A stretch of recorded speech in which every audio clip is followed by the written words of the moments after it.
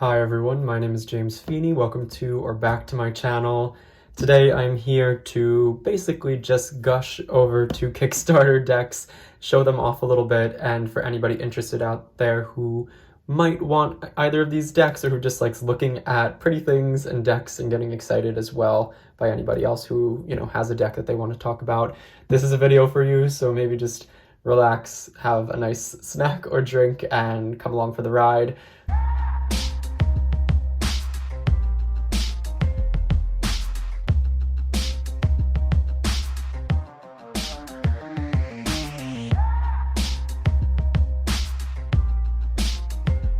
This isn't going to be super technical. It's not a review, it's not a walkthrough, it's not a flip through, it's not anything like that. It really is just sharing the general gist of the deck and what you can expect, what I received. I am sure I'm going to be sharing a few of the images and just talking about the Kickstarter process. And I really just want to use my platform here to lift up and shed some light on two wonderful creators who have created beautiful tarot decks, who are artists and all sorts of other things, and they deserve recognition as well. So the one that these both came in actually one day apart. It's very funny because I think I backed them on the same day. The campaigns themselves were not expected to finish at the exact same time either, and it just so happened that they ended up kind of synchronizing a little bit and were shipped out around the same time and both arrived within a day of each other. So it was a nice surprise to have like a Friday, Saturday sort of situation where these decks arrived and I got to check them out, and it was a sort of all at once thing. And I'm not one to back many Kickstarter decks. This would be my third and fourth projects ever being backed. I backed the second edition of the Brady Tarot, which was a pretty safe bet. It was really just knowing that the deck was going to be remade in a new edition, and I backed the Tarot of the Divine Masculine, or the Divine Masculine Tarot, which I have a video on, and that was pretty much it. So we have the Orphic Tarot, this deck here. This is by Aka Skyweb, or at least that is their name online. They have a website that I'll have linked below. This deck is now available for purchase on their website, so that will be linked. They also have other really fun things on their website, mostly art related, and I really, really like this art style. So they'll be linked below, all of anything that you might need to know. And then we have the Dream Visions Tarot, or the Dream Vision Tarot by Emma Zhang. And this is now available for pre-order, so it is available for the public. And I will have Emma's website linked down below, or where you can pre-order it. That's also where the guidebook is available for this particular deck, and the guidebook is great as well. So everything that you need to know in regards to these decks will be linked below in regards to these creators as well. So I guess I'll start first with the Orphic Tarot. This is what I received. I did, I think, a pretty standard backing from what I remember, and we did end up getting this pin. It's a really heavy, high-quality pin with two of the little things on the back, so this would be great for me to put on like a bag, or maybe like my backpack that I tend to bring around. It would actually match really well. It's metal, so it's going to be one that probably holds up pretty well. This art style is really what got me when I saw this on Instagram, and I was following the project for a little bit before, kind of really investing and backing the project itself, but the art is really what sold me. I like the limited color palette, black, white, and red. It's very simple and straightforward. It's almost a little bit fun and cartoony, and in some ways it's a little bit busy, so if you're not into that art style, this might not be one for you. A hard magnetic closure box that sort of has that flip thing. Looks like this. It sort of has a rose petal finish on the outside.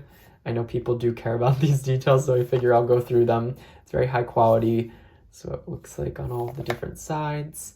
I know that this is, and I don't have the actual campaign to quote or cite for all of this, but it did basically say that this was based in the ideas of life and death, and that some purposes that would be pertaining to this deck would be the uses of using it in self-healing, in shadow work, in mediumship. Those were things that the creator listed on the campaign, and it's primarily based on, well, the Orphic hymns specifically, which are, I believe, 82. I could have gotten that wrong.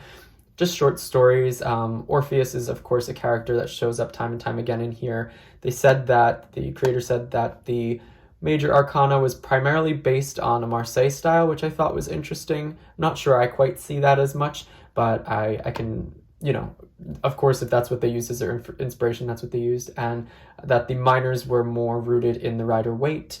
And without further ado, I guess we'll open this up. We have this inner part here. This is not in English, so I actually don't know what it says, but that's what it looks like. So we open it up and we get this. That really fun art style. It sort of has a darker tone to it. It's very like, almost like underworld. This would not be like a bright, fluffy deck to look at. So for those of you who don't like imagery that might be a little bit more harsh and bold and striking and perhaps have, yeah, just a darker tone to it, might not be one for you. I know that the creator mentioned that the decks were printed and we got a duplicate of one card and then another card wasn't included. So what happened was we got that card that wasn't in the deck that was supposed to be sent separately, and I guess there's a duplicate in here. I haven't gone through and sorted that out.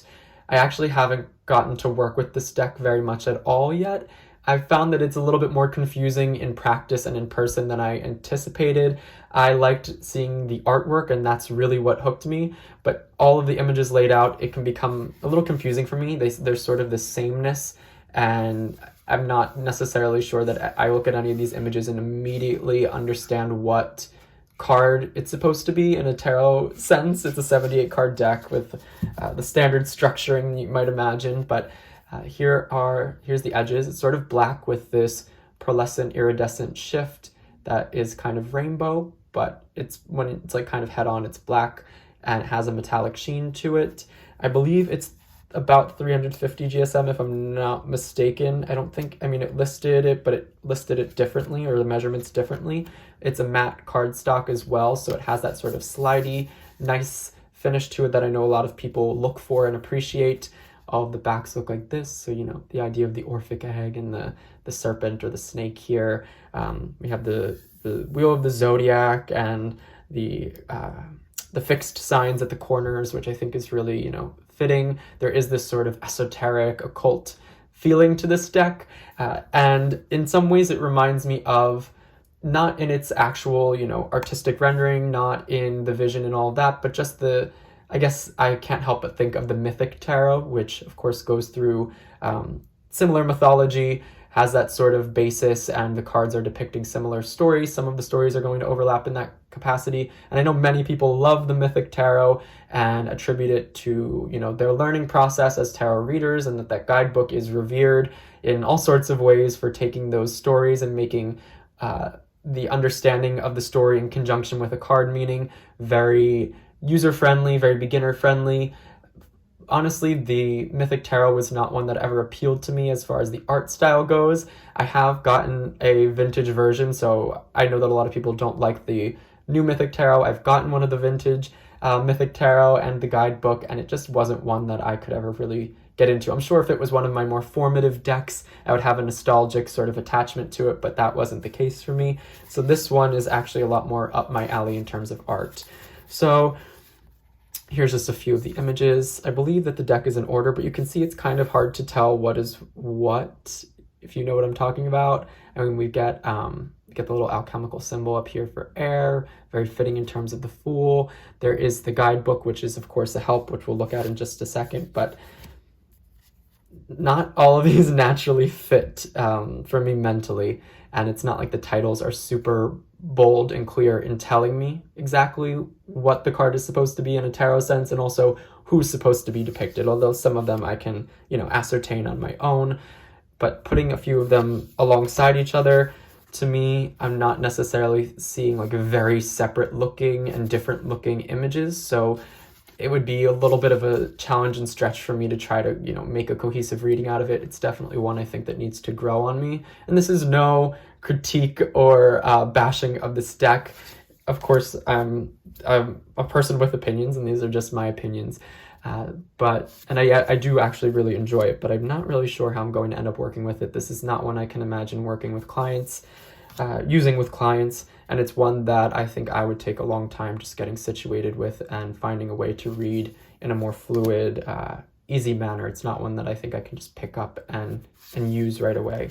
So The art is lovely. This one's still in order. I haven't given it a shuffle. And let's see.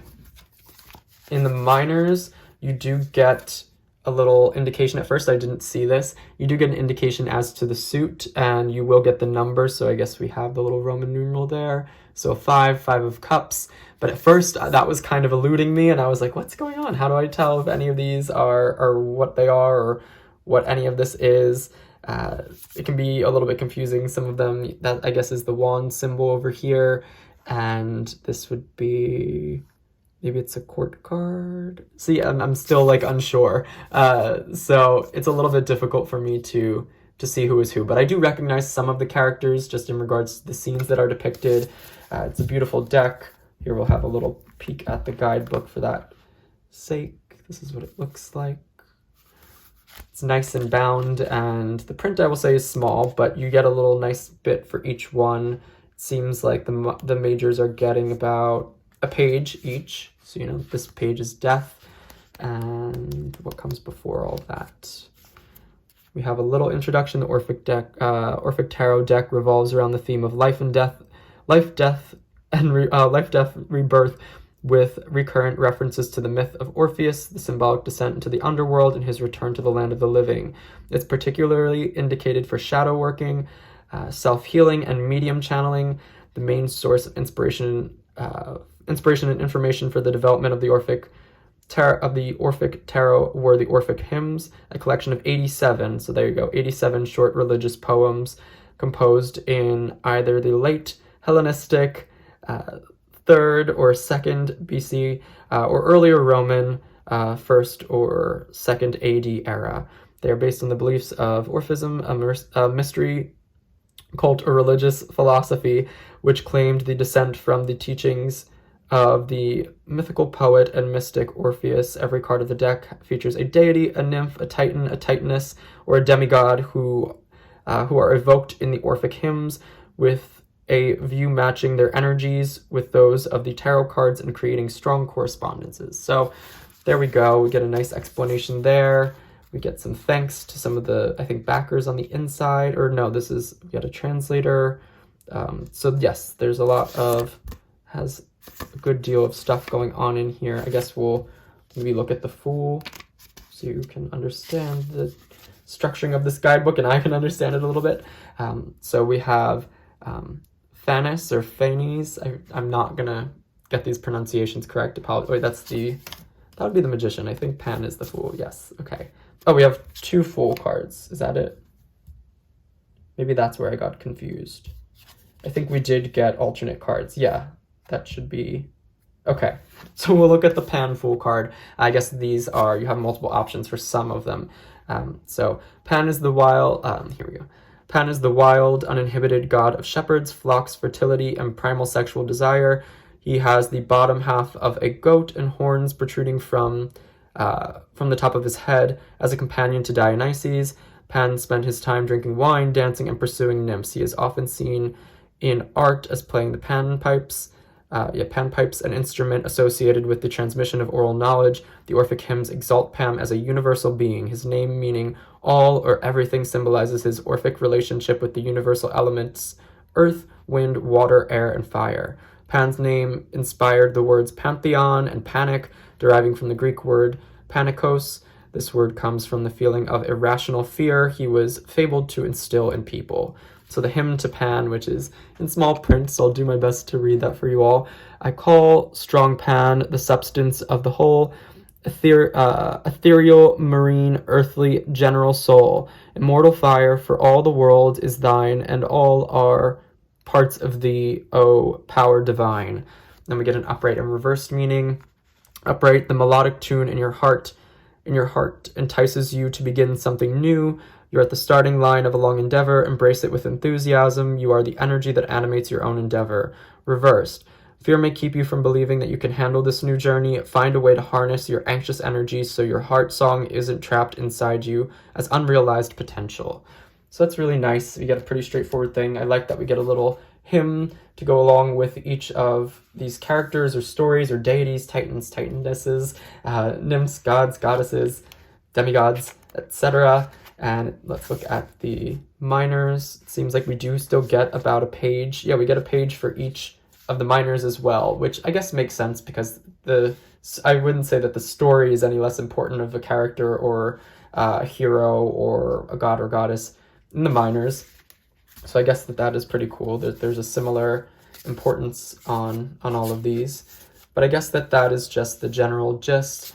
I think you could probably find all of the artwork online for this deck because I do think it was all listed or shown on the Kickstarter. I would have called both of these campaigns very minimal risk. I'm not one to back projects that seem like they might, there might be a lot of problems. At the time of backing this, I believe almost all, if not all, of the images were basically already created. There was a good degree of knowledge in terms of how the deck was going to be sourced and produced and all of that. I think that this creator has made a tarot deck before, so they were familiar with how to go about the process of, getting all of this figured out. So I was pretty confident, and there were delays on both of these projects. That tends to happen on Kickstarter, generally speaking, and then of course during recent years with global conditions being a little bit delayed, supply chains and shipping both internationally and within countries just, being a bit behind. So this is the Orphic Tarot. I really enjoy it. I think it's one that does need to grow on me a bit, but I am loving the artwork, to say the least. So a quick peek at the Dream Vision Tarot. This one's not going to be in order. I have been using it a great deal already, and it's not in order, and I didn't put it back in order. Similar box style, which is funny, but this one has more of a matte finish than a rose petal like the Orphic Tarot does on the outside. So, but same structuring. This is what it looks like on all sides. This one, I really like the sort of almost like soft lines, and it almost has a sort of psychedelic feel to me. I guess that's the best way I would describe this artwork. I don't have the Kickstarter campaign pulled up right in front of me. The guidebook for this one is online. Each of the cards get a nice little, just a short little paragraph, and you do get the deacons, you do get the astrological associations with all the cards, so I guess that's something that is important in this deck to the creator. The creator said that they themselves are a tarot reader and felt very inspired to create this in a certain style based on a specific image that they felt called to or created. A great deal of meditations and dream work went into the creation of these images and the inspiration behind them, as well as talking to their spirit guides. So both of these decks do have a more spiritual origin, or I guess imbued sort of significance, if you will. So there's that is pertinent to this deck, which I think is really cool. On the inside, it looks like this, magnetic closure. This one has a nice little ribbon. I forget, did this one have a ribbon? Let's check. Forget. Okay, so yes, this one has a ribbon though, which is nice for people who enjoy that. I can't really see this that well, so let me see. We fully awaken when we sleep. Close your eyes and see. Let your dreams be your guide. Begin from within. So I don't know if I mentioned this. This deck is by Emma Zhang. It is for pre-order. Everything will be linked below. Take the cards out. This is what the bottom of the deck looks like. Very pretty, or the bottom of the box. This one, I believe, is also, if I'm not mistaken, 350 GSM. It is matte cardstock as well. Nice matte slides. Very similar cardstock, if not almost exactly the same to the Orphic Tarot. This one kind of has a little bit more of a slidiness to it, I would say, but about the same. The edges are also kind of similar in a way. It's silver with that sort of iridescent shift to it in the light. I think it looks really pretty. To me, both of the edgings are the kind that I can imagine might be a little bit tough on some people's hands before the deck gets fully broken in. So just, I guess, a word to the wise on that if that's something that bothers you, but it doesn't bother me. I'm not too picky with cardstock and finishes and deck and edges. I do like decks that shuffle well, so actually I tend not to like rose petal finish because the cards clump, but I would say that's the only caveat. I don't mind gloss finish, thin, thick, or actually too thick to be able to shuffle is also a problem, but I would say if it doesn't impede the functionality of the deck, I don't care as much about those details. So yeah, this is the thickness, I believe 350 GSM. It's a 78 card deck. In the campaign, I think I backed it in a way where I got a few extras, I believe. I think I did ask for or get included, pick an option where I got 3 postcards. So this is what those postcards look like. They're gorgeous. This artist style, I think, appeals to me quite a bit, and that's, I think, what was the biggest deciding factor for me in both of these campaigns and backing them. Just gorgeous art. There's something about it that almost feels very, you know, digitally designed, but also there's this sort of fluid, very like paint drawing like style to it as well. So I'm not sure what the medium or how it was created in that capacity, but the postcards are lovely. That was something that I think I had to like pick a certain tier for in the creation process. I also got 3 stickers, all of which are really fun. So I'll have to find places to put these. And then I got a bookmark. I'm not sure if that was something, I think this was just an extra, and this wasn't meant to be included, or it wasn't something that I'd signed on for. Maybe it was an extra for getting to a certain amount. I forget. This is what the backs look like, as you saw. I love these backs. They seem to be reversible from what I can tell. I like these sort of psychedelic eyes. This is what some of the cards look like. This is very clean cut, and it's easy for me to use. It tends to have what feels like a Rider-Waite-Smith feel. If there was one deck that I would say it drew its primary inspiration from, you can see, the idea of the swords going into the head, that anxiety, and you get the 9 down here. So I would say that, but there are some cards. I do get a little bit of thothy feelings from this in the colors, I would say just the style overall. When it comes to the quartz, I definitely get more of a thoth feeling because the pages look more like princesses, and I think that this creator is invested in some of in thoth studies as well, so I'm guessing that I love this Hangman card. I'm not going to show every image, but I like that the figures are not very human looking. I almost imagine them to be these sort of like energetic beings, like this is a higher realm or something like that, or a different dimension, and these beings are just beyond the ideas of either like gender or fixed form, anything like that. And so they all seem to pack a lot of emotion as well, which I appreciate. I like the vibrant colors. They are, like I said, very vibrant. They are bright in some ways, but I wouldn't consider it flashy, gaudy. It's not like this, it doesn't feel like this big rainbow bomb. It feels very natural, if that makes sense. Not that there's anything wrong with a rainbow bomb of a deck, but that tends to not be a style I go for. So I was surprised that I liked a deck that was this colorful. And of course it's borderless, which I think a lot of people will like. Most of the names are the same for the suits, and the court systems are the same, although it says page, all of the pages are kind of like princesses in that way. So we get this. I know that the lover or the lover's card is the twins, which is a very Golden Dawn, very Thoth-like way to depict that card. I know that was a card that ended up changing at the last minute. I'm not sure if it was always going to be the twins, but I know that the actual image is what definitely changed for that one. The Hermit's really cool. You can see a constellation. I want to get this lighting better. Like a constellation in the cloak. Very, very cool and interesting. Yeah, the twins. Now, I forget what the image was before it switched to this image. I will admit that I was disappointed when it switched to this image, just because this one to me felt a little bit too on the nose, like creating a heart out of the silhouettes, where the former image I remember was a little bit more ambiguous. You could read other things into it. This one's very, it is alchemical in the way, the twins and the coming together, but it does seem a little bit too like, oh, lovey-dovey with the heart front and center.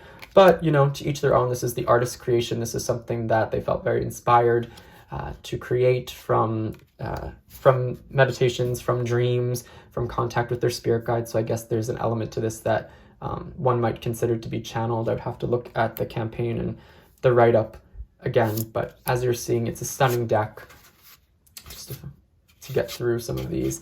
I love some of these images in terms of the perspective. There are a few where like this one I love, the Two of Wands. Just the idea of how small this figure is and where are we? Is that a planet? Are we going through a portal? Images like that really grab me, I would say. Yeah, and the Fool, so small, and this sort of rainbow mountain with these perhaps, you know, orbs images of maybe planets. Sorry, my dog is barking.